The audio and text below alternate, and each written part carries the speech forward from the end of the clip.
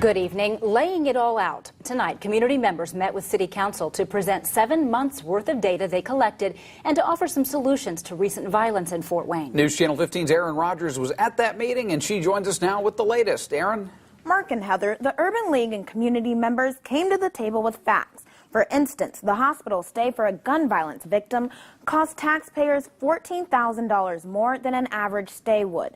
Black students are only 25% of FWCS's population, but make up nearly 60% of expelled students.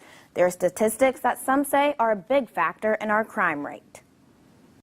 It really concerns me to be a young African-American female and seeing that my peers are dying around me. While she might have been the youngest person in this packed room tonight, her concern was shared by many. Not just because there's young people having kids, it's poor parenting, and people need to learn how to be parents again. People had their own ideas of what's causing the spike in crime, but the City Council meeting tonight was focused on the solution. Stronger lines of communication and more trust with the community. Different speakers came to the table to voice what they think is needed most.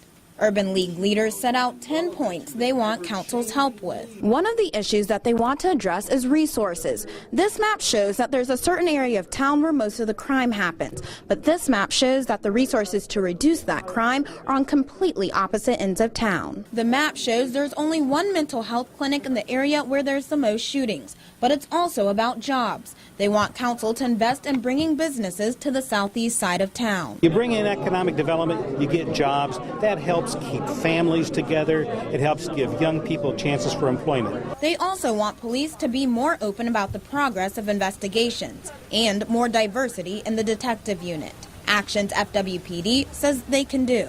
Our stance this year to seek people within the community to apply for the police department. We contacted the Burmese Advocacy Center, we contacted churches. Some weren't satisfied. I didn't hear what I wanted to hear. But others say they're addressing the main issues. They don't have a role model in their life, and no one's really there to tell them you shouldn't do that, and they don't have enough opportunities.